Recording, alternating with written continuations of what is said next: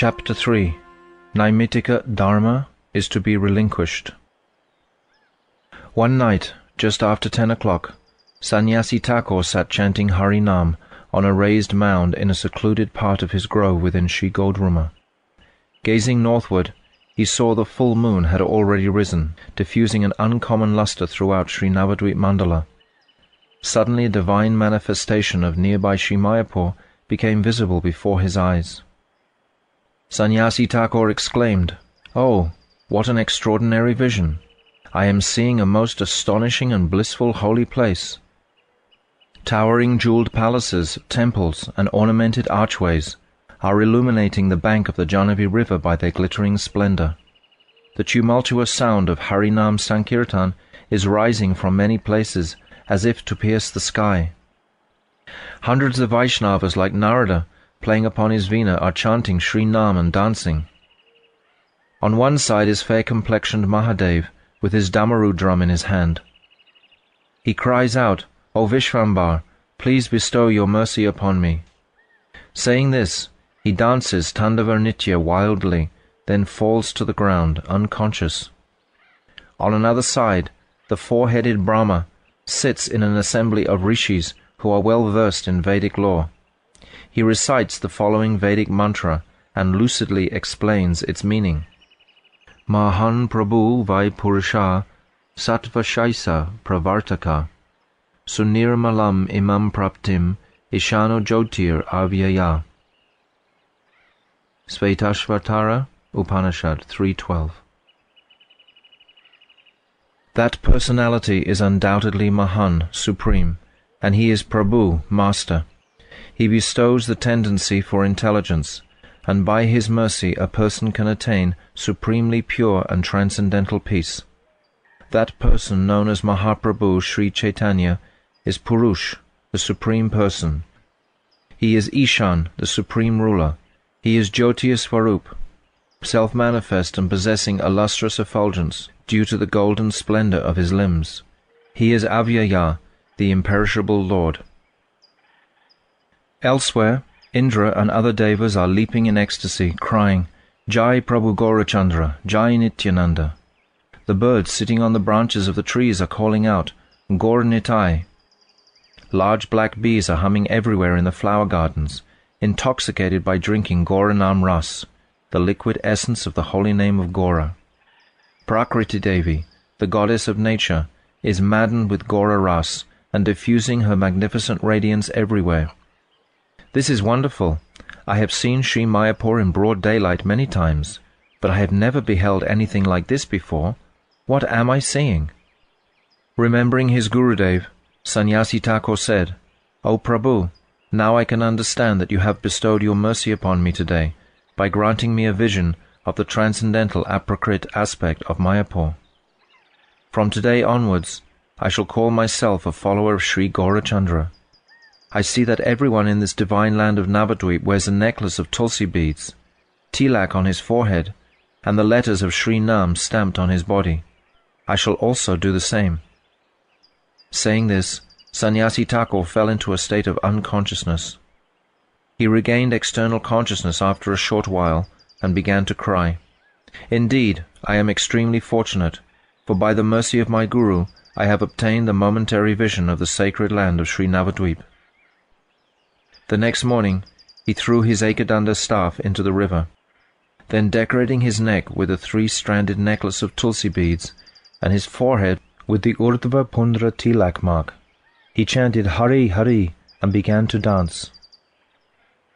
When the Vaishnavas of Jaiva-dharma saw Sannyasi Thakur's extraordinary mood and new appearance, they offered him prostrated obeisances, saying, You are blessed, you are blessed. He became somewhat embarrassed at this and said, Oh, I have accepted this Vaishnava dress to become an object of the Vaishnava's mercy, but now I have met with another obstacle. I have heard the following statement many times from Gurudev's mouth. Trinadapi sunichena tarorapi sahishnuna amanina manadena kirtaniya sadahari. Sri Shikshastika 3. Considering oneself to be more insignificant than a blade of grass, being more tolerant than a tree, and free from all desire for personal prestige, and offering all respect to others, one should constantly be absorbed in Hari Kirtan. The very same Vaishnavas whom I consider to be my gurus are now offering obeisances to me. What will become of me? Pondering thus, he approached Paramahamsa Babaji, offered him prostrated obeisances, and stood up with his head bowed. Babaji Mahashai was seated in the Madhavi arbor, chanting Harinam. When he saw Sannyasi Thakur's complete change of dress and his awakening of bhav for Sri Nam, he embraced him and bathed him with tears of love, saying, "O Vaishnava Das, today I have become successful by touching your auspicious body." With that statement, Sannyasi Thakur's previous name was forsaken. He received a new life from that day and was now known as Vaishnava Das. Thus he abandoned his Mayavad sannyas dress, his prestigious sannyas name, and the exalted conception he had of himself. That afternoon, many Vaishnavas came to Sri Pradumna Kunj from Sri Godrum and Sri Madhyadvip to see Paramahamsa Babaji. They all sat surrounding him, chanting Harinam with Tulsi Mala in their hands. They called out, "Ha Gauranga, Nityananda, Ha Sitanath, Jai Sachinandana," and their eyes welled with tears. The Vaishnavas discussed among themselves topics related to the confidential service of their Ishtadev, worshipable deity, and then after circumambulating Tulsi Devi, they offered obeisances. At that time, Vaishnava Das also circumambulated Sri Vrinda Devi and rolled in the dust of the lotus feet of the Vaishnavas. Some of the Vaishnavas whispered to one another, "Isn't that Sannyasi Thakur? What an extraordinary appearance he has today." Rolling on the ground before the Vaishnavas, Vaishnav Das said, "Today my life has become successful, for I have obtained the dust of the Vaishnavas' lotus feet. By Gurudev's mercy, I have clearly understood that the jiva has no destination unless he has the dust of the Vaishnavas' feet. The dust of the feet of the Vaishnavas, the water that washes their feet, and the nectar emanating from their lips. These three items are the medicine and the way of life for the patient who is afflicted with the disease of material existence. They are the cure for the entire material disease, and they are also the source of transcendental enjoyment for the healthy soul who has become free from this affliction. O Vaishnavas, please do not think that I am trying to show off my scholarship. My heart has now become free from all such egotism. I took birth in a high Brahmana family, studied all the Shastras, and entered the sannyas ashram, which is the fourth stage of the social order. As a result, my pride knew no bounds. But when I became attracted to the Vaishnava principles, a seed of humility was sown in my heart. Gradually, through the mercy of all you Vaishnavas, I have been able to cast off the vanity of my noble birth, the pride of my learning, and the arrogance of my social status.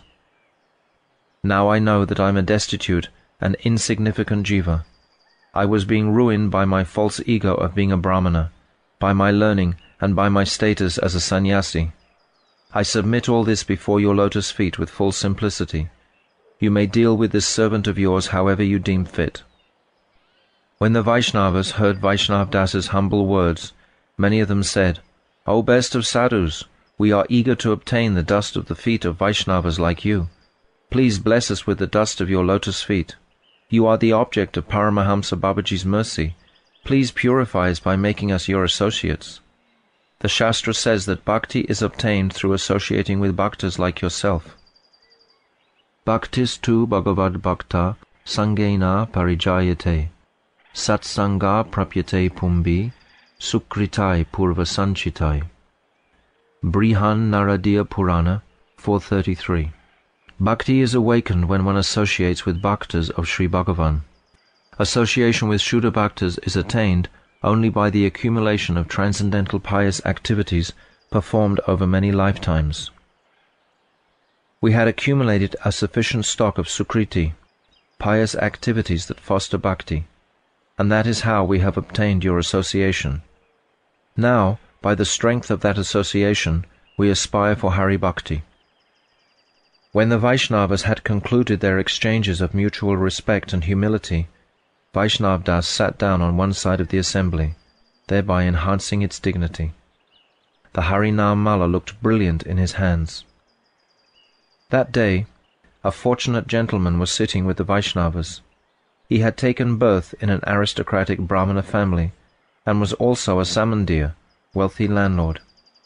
He had studied Arabic and Farsi from childhood, and had developed a significant reputation in the country, for he had courted many of the Islamic royalty, and was also expert in group dynamics and political strategy.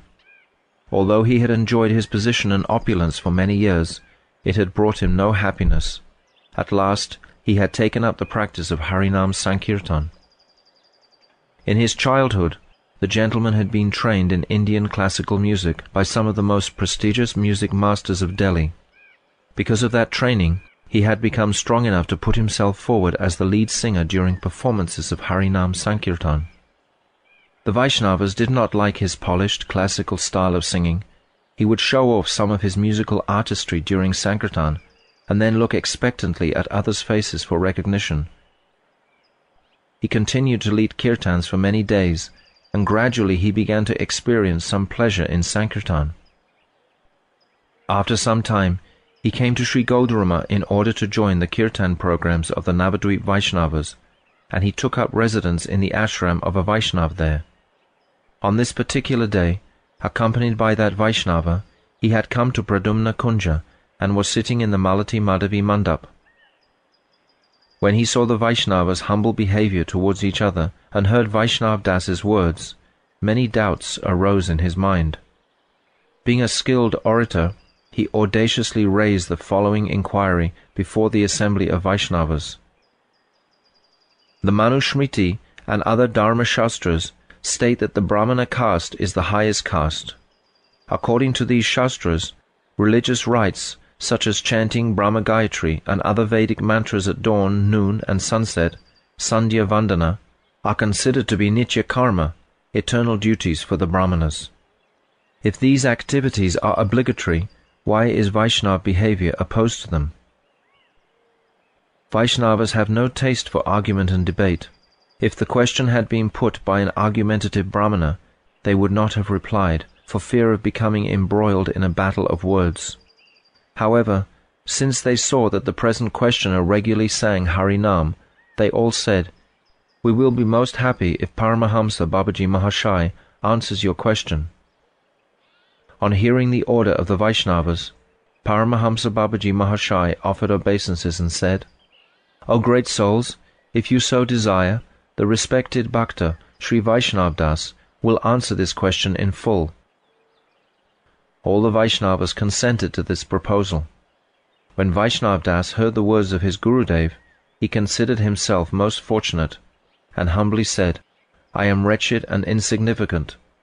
It is completely inappropriate for me to say anything in such a learned assembly.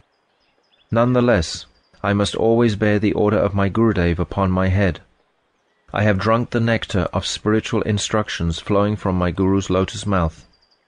I shall remember that and speak as far as my ability allows." Having smeared his entire body with the dust of the lotus feet of Paramahamsa Babaji, he then stood up and began to speak. Sri Krishna Chaitanya is the source of all different types of expansions and avatars. He is directly Bhagavan himself, full of transcendental bliss. The all-pervading, featureless Nirvishesh Brahma is the effulgence of his limbs, and Paramatma, who resides in the hearts of all jivas, is his partial expansion. May he be pleased to appear in my mind and enable me to answer this question. Manusmriti and other Dharma Shastras are respected throughout the world because they establish the codes and prohibitions that follow the line of thought of the Vedic Shruti Shastras. Human nature has two tendencies in regard to religious pursuit. The first is called Vaidhi, to follow the rules and regulations of Shastra, and the second is Raganuga, to follow the soul's spontaneous attraction towards Sri Krishna. As long as the intelligence is under the control of Maya, human nature must be regulated by rules and prohibitions. Thus, in this condition, the Vaidhi nature will certainly be in effect. When the intelligence is liberated from the bondage of Maya, however, human nature no longer needs to be governed by rules and prohibitions. Rather, it is prompted by spontaneous love. In this condition, the Vaidhi tendency no longer remains, and the Raganuga tendency becomes manifest. This Raganuga tendency is the unadulterated nature of the jiva. It is the perfected state of the self, Svabhav Siddha, transcendental, Chinmaya, and free from bondage to dull matter, Jad Mukta. The pure spiritual jiva's relationship with the material world is completely terminated when Sri Krishna wills. Until this time, the sadhak jiva's relationship with the material world can only tend toward its eventual cessation, Shayan Mukh. During that time, the jiva's intelligence attains freedom from matter to the extent of Swarupata Jad Mukti, but not to the extent of Vastuta Jad Mukti. At the stage of Vastuta Jada Mukti, the Ragatmika Vritti, the mood of the Ragatmikas, is awakened in the pure jiva, both in terms of his internal identity, Swarup, and constitutional state, Vastu. This Ragatmika Prakriti is the nature of the eternal residence of Braj. The sadhak jiva in the Shayan Mukh stage becomes a Raganuga by following the service of the Brajabasis. He then receives many different spiritual graces and progresses very quickly.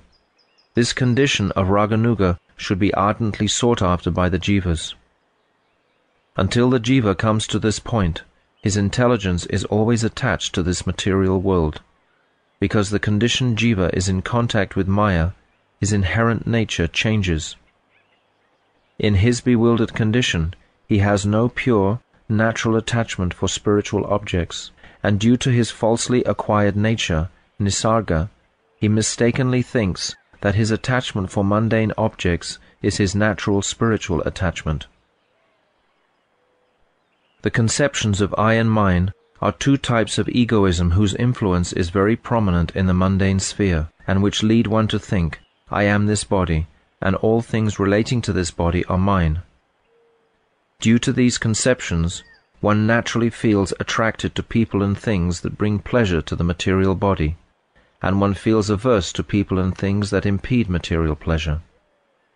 When the bewildered jiva falls under the sway of such attachment and aversion, he considers others to be friends or enemies, and displays love or hatred for them in three ways: in relation to the material body and its acquisitions, in relation to society and social ideas, and in relation to morality and ethics. Thus he engages in the struggle for material existence. The false attachment for kanaka, gold and the things that money can buy, and kamini, anyone who satisfies our lusty desires, brings one under the control of temporary happiness and distress. This is known as samsara, a state in which one wanders throughout the material universe, gaining only birth, death, the fruits of karma, and various conditions of life, some high and some low. The jiva who is bound in this way cannot easily comprehend spiritual attachment, chid anurag, nor can he realize or experience such a thing. In reality, this spiritual attachment is the jiva's true function, Swadharma, and his eternal nature. However, he forgets this and becomes engrossed in attachment to matter, although he is actually a particle of consciousness. Thus, he suffers degradation. This is a miserable condition, although hardly any of the jivas who are thus entangled in samsara think so. The jivas bound by Maya are wholly unacquainted with the Raganuga nature, to say nothing of the Ragatmika nature. The Raganuga nature may be awakened in the hearts of the jivas, but only occasionally by the mercy of sadhus. Consequently, this Raganuga nature is rare and difficult to obtain, and those who are entangled in samsara are cheated of it by Maya. Bhagavan, however, is all-knowing and merciful. He saw that the jivas who are bound by Maya have been cheated of their spiritual inclination. Now, how will they attain good fortune? By what means can remembrance of Krishna be aroused in the hearts of the jivas who are enthralled by Maya? They will only be able to understand that they are servants of Krishna if they associate with sadhus, but there is no specific rule that one must associate with sadhus, so where is the hope that everyone may easily attain sadhusanga, the association of saintly devotees? Consequently, there can be no auspiciousness for people in general without the path of rules and regulations, Vidimag. The Shastras were manifested from this merciful consideration of Sri Bhagavan. Issuing forth by his mercy, the sun of the Shastra arose in the sky of the hearts of the ancient Aryan rishis and illuminated all the injunctions and rules to be followed by the populace. In the beginning was the Veda Shastra. In some places it teaches pious activities directed towards the attainment of material fruits, karma. In other places it teaches knowledge directed towards liberation, gyan, and elsewhere it teaches devotion with love and affection for Bhagavan, Priti Rupa Bhakti. The jivas who are infatuated with Maya are found in many different conditions. Some are completely stupefied, some have a little knowledge, and some are knowledgeable in many subjects. The Shastra provides different types of instructions that are consistent with the different mentalities of the jivas. This differentiation is known as adhikar, eligibility. There are countless individual jivas, and they have innumerable varieties of adhikar, which have been divided into 3 broad categories according to their primary characteristics. Karma adhikar, eligibility for pious action leading to material gain. Gyan adhikar, eligibility for knowledge leading to liberation. And Prem adhikar, eligibility for unalloyed loving service to Bhagavan. The Veda Shastra specifies these 3 types of eligibility and establishes proper codes of behavior for those in each of the 3 groups. The Dharma that the Vedas have thus prescribed is known as Jaiva-dharma. The tendency by which a person is compelled to adopt this Jaiva-dharma is known as Vaidhi Pravritti, the proclivity to follow the religious codes of Shastra. Those who are altogether lacking in the tendency to follow the rules of Shastra are thoroughly avaida, opposed to the injunctions of Shastra. They are engaged in sinful activities, and their lives are given over to actions that defy the regulations of Shastra, avaida karma. Such people are excluded from the jurisdiction of the Vedas and are known as mlechas, people belonging to an uncivilized non-Aryan race. The duties of those in the 3 eligibility groups outlined in the Vedas have been described still more elaborately in the Samhita Shastras of the Rishis, who compose numerous Shastras that follow the tenets of the Vedas. The duties of those eligible for karma are described in 20 Dharma Shastras, compiled by Manu and other Pandits. The duties of those who are eligible for Gyan are described in the Shastras dealing with logic and philosophy, compiled by those who knew the different philosophical systems. And finally, the instructions and activities for people eligible for bhakti have been determined by those who are learned in the Puranas and pure Tantras. All these literatures are known as Vedic because they are in keeping with the Veda. Modern-day pseudo-philosophers of these Shastras, without a view to the underlying purport of all the Shastras, have tried to establish the superiority of only one of its limbs. This has cast innumerable people into a pit of argument and doubt. Bhagavad Gita, which is the matchless deliberation on all these Shastras, clearly establishes that karma not aiming at Gyan is atheistic and should be rejected. Karma Yoga and Gyan Yoga that are not directed towards bhakti are also cheating processes. In reality, Karma Yoga, Gyan Yoga and Bhakti Yoga form a single yoga system. This is the Vedic Vaishnava Siddhanta conclusion. The jiva who is bewildered by Maya is first compelled to adopt the path of karma. Then he must adopt Karma Yoga, followed by Gyan Yoga, and finally Bhakti Yoga. However, if he is not shown that all these are but different steps on the one staircase, the conditioned jiva cannot ascend to the temple of bhakti. What does it mean to adopt the path of karma? Karma consists of the activities that one performs with the body or mind in the course of maintaining one's life. There are 2 types of karma, auspicious, shubha, and inauspicious, ashubha. The results that the jiva obtains by performing shubha karma are auspicious, whereas those that he obtains from ashubha karma are inauspicious. Ashubha karma is also known as sin, pap, or prohibited acts, vikarma. The non-performance of shubha karma is known as akarma. Both vikarma and akarma are bad, whereas shubha karma is good. There are 3 types of shubha karma: obligatory daily rites, nitya karma, circumstantial duties, Naimittika karma, and ceremonies performed out of a desire for personal benefit, kamya karma. Kamya karma is completely self-interested and should be rejected. The Shastras direct us to adopt nitya karma and Naimittika karma.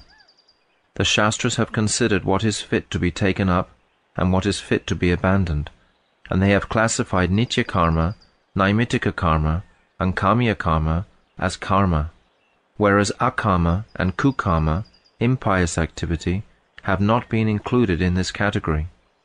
Although kamya karma is counted as karma, it is undesirable and should be given up.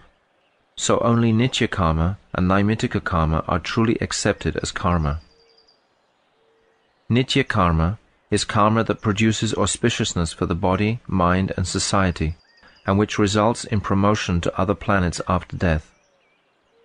Everyone is obligated to perform nitya karma, such as chanting the Brahma Gayatri mantra at the 3 junctions of the day, Sandhya Vandana, offering prayers, using honest means to maintain one's body and society, behaving truthfully, and caring for one's family members and dependents. Naimittika karma is karma that one must carry out under certain circumstances or on certain occasions.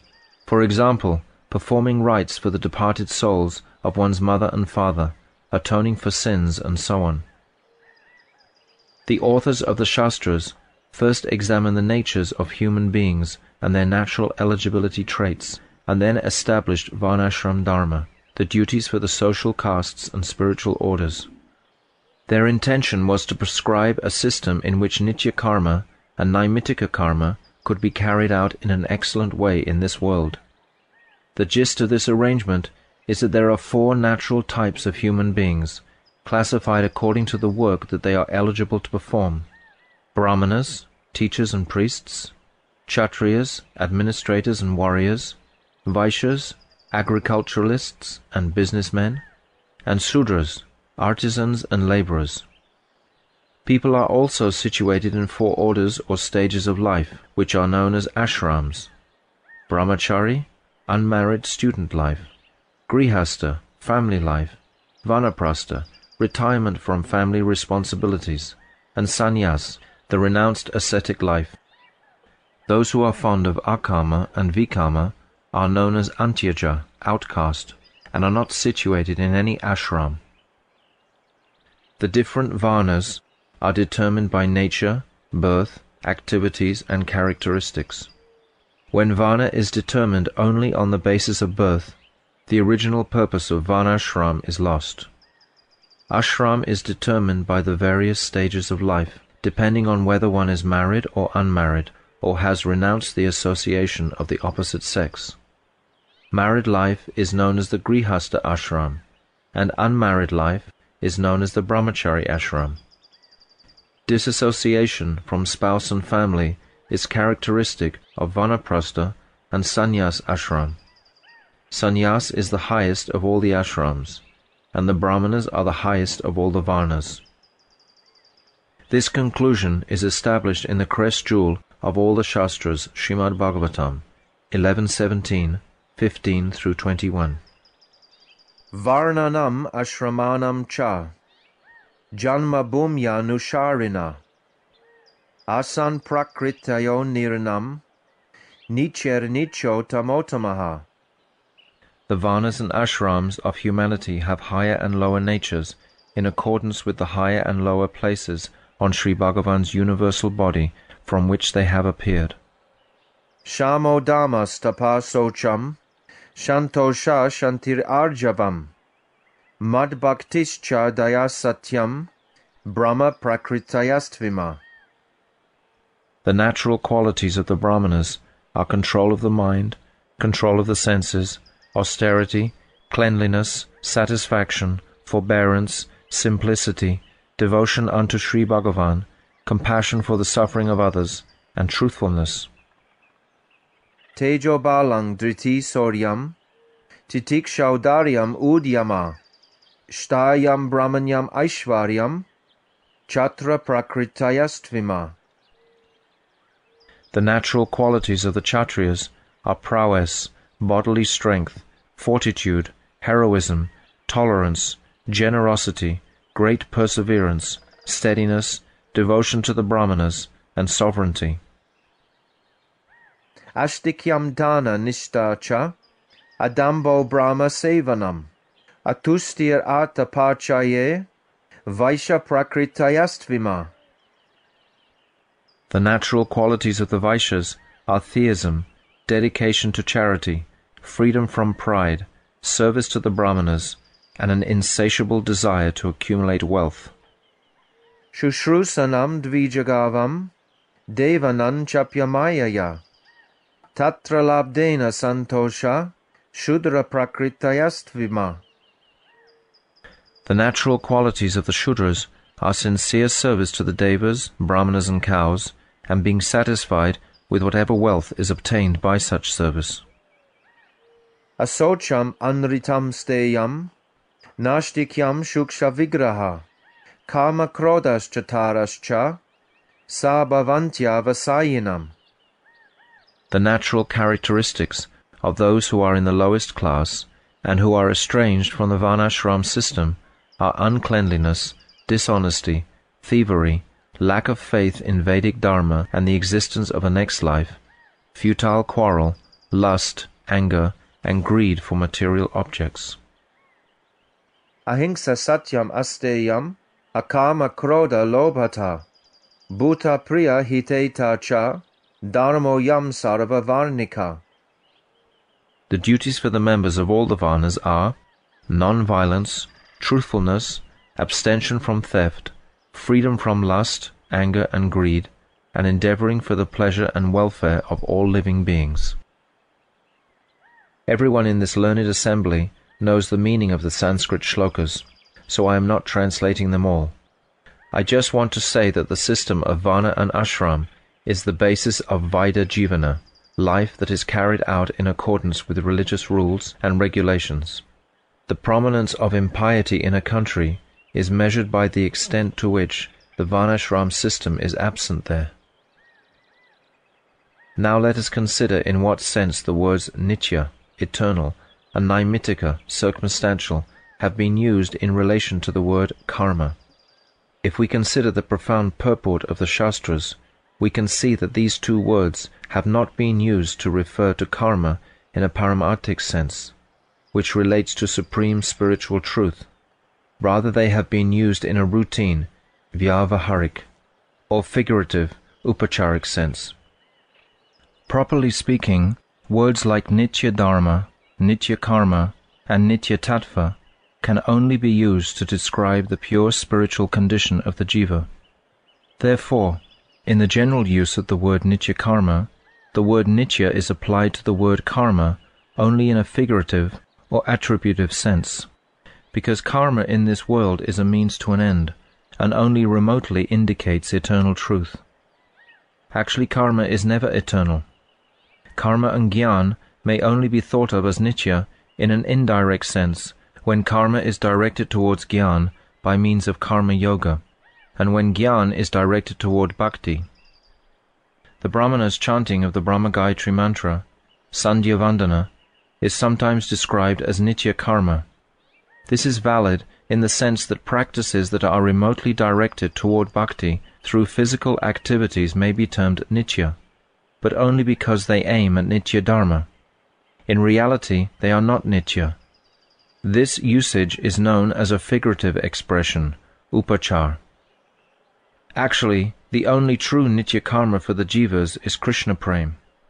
In ontological terms, this true nitya karma is referred to as unalloyed spiritual cultivation, vishuddha chit anushilana, or activities directed towards reinstating one's pure, transcendental consciousness.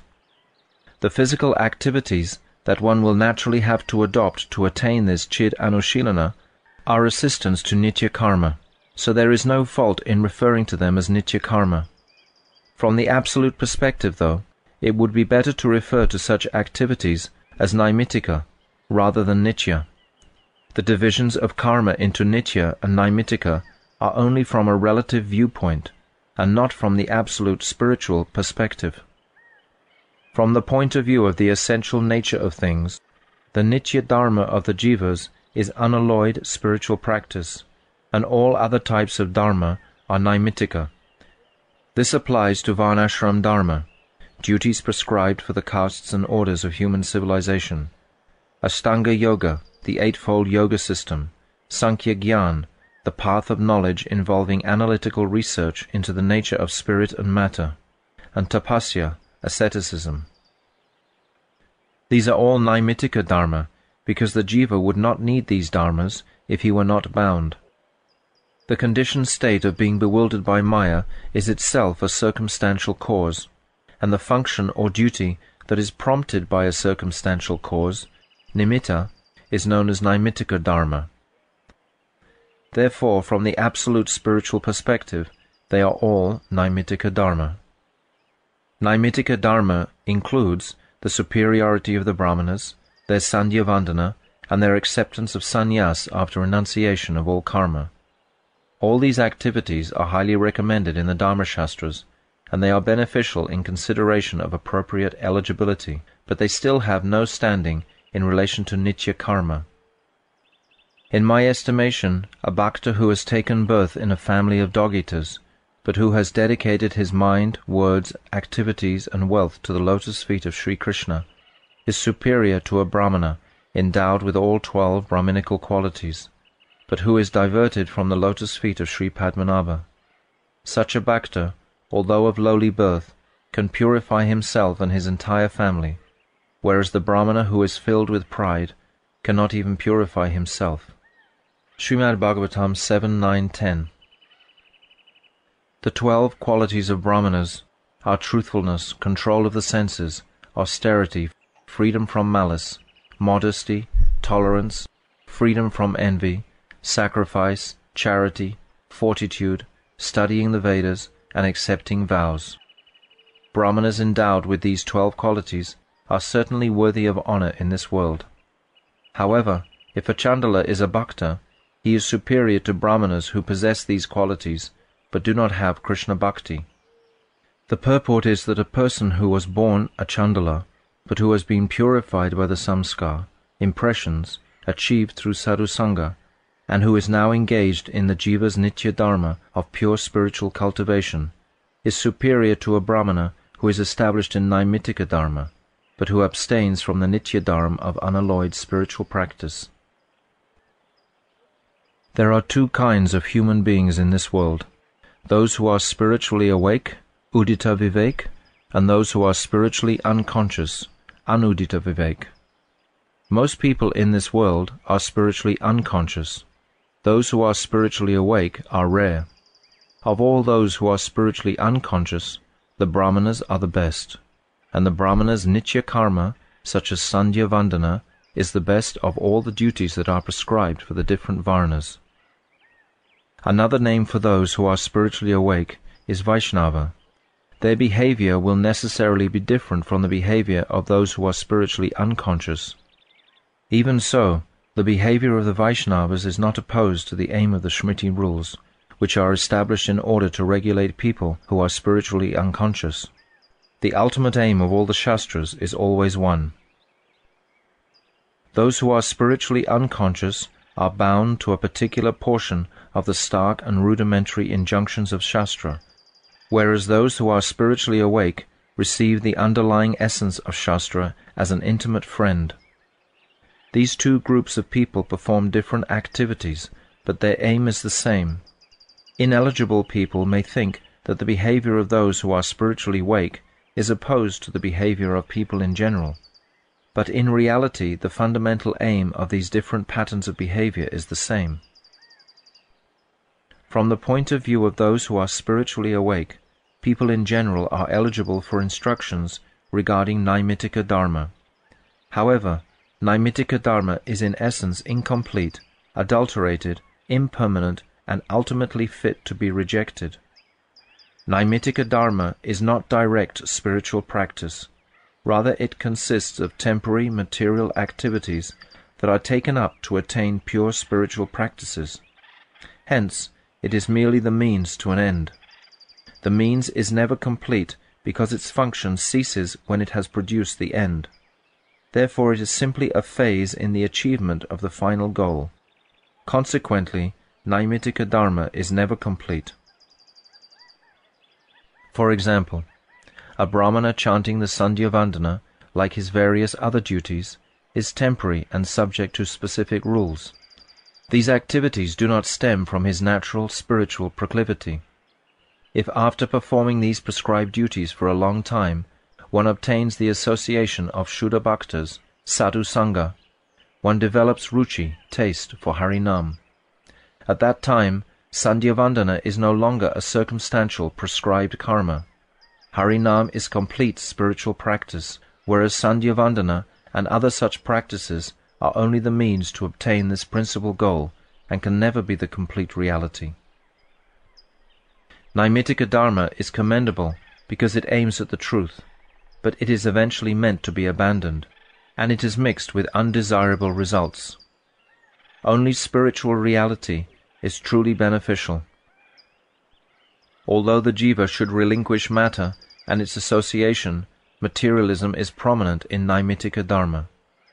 Moreover, Naimittika Dharma produces such an abundance of irrelevant results that the jiva cannot help but get entangled in them. For instance, a Brahmana's worship of Ishvara is beneficial, but he is apt to think, I am a Brahmana and others are inferior to me. The result of such false egoism is that his worship yields detrimental results. Another example is that an insignificant result of practicing the Eightfold Yoga system is the attainment of mystic powers, which are most inauspicious for the jivas.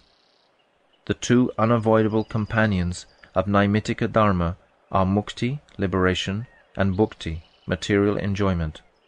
But the jiva must save himself from the clutches of mukti and bhukti if he is to obtain his real objective, which is the culture of pure spiritual reality, Chid Anushilana. Consequently, Naimittika Dharma entails much that is contemptible for the jivas.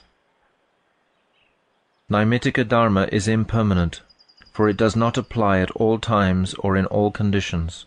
For instance, a Brahmana's priestly duties, a Kshatriya's administrative or military duties, and other such circumstantial occupations are brought about by a particular cause, and they cease when the cause ceases. If a Brahmana takes birth as a Chandala in his next life, the Brahminical occupational duties are no longer his Swadharma. I am using the word Swadharma, own duty, in a figurative sense here. The Naimittika Swadharma of the jiva changes in every birth, but his Nitya Dharma never changes. The jiva's true Swadharma is Nitya Dharma, whereas Naimittika Dharma is impermanent. One may ask, what is Vaishnava Dharma? The answer is that Vaishnava Dharma is the jiva's Nitya Dharma. When the Vaishnava, the jiva, is liberated from matter, he nurtures Krishna Prem in his pure spiritual form. Before that stage, when the Vaishnava is still materially bound, although spiritually awakened, he only accepts objects and association that are favorable for his spiritual practice, and he rejects all that is unfavorable. Thus he never adheres blindly to the rules and prohibitions of the Shastras.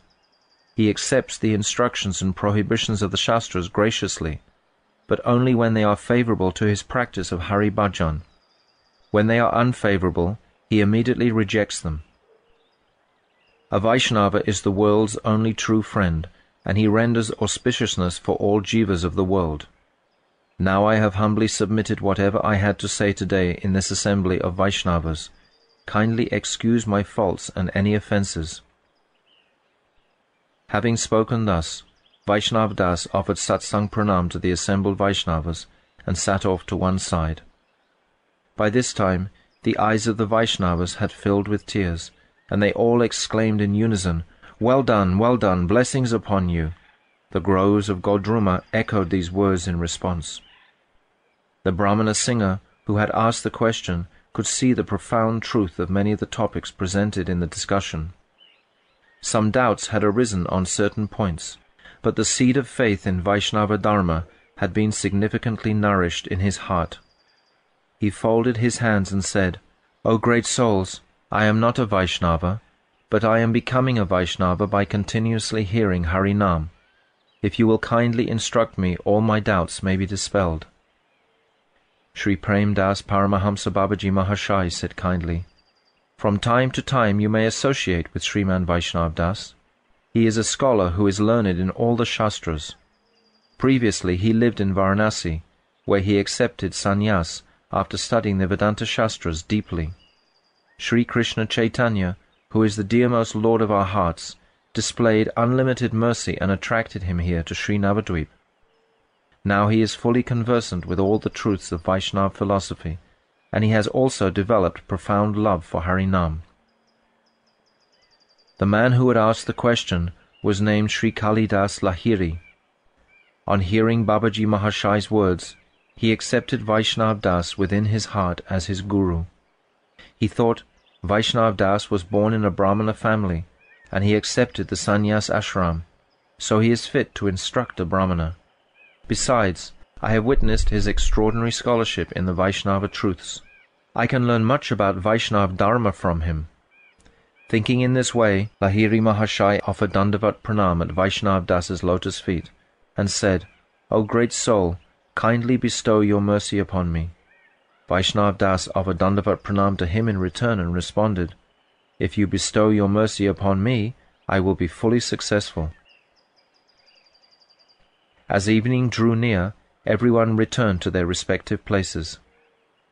Lahiri Mahashai's house was in a grove in a secluded area of the village.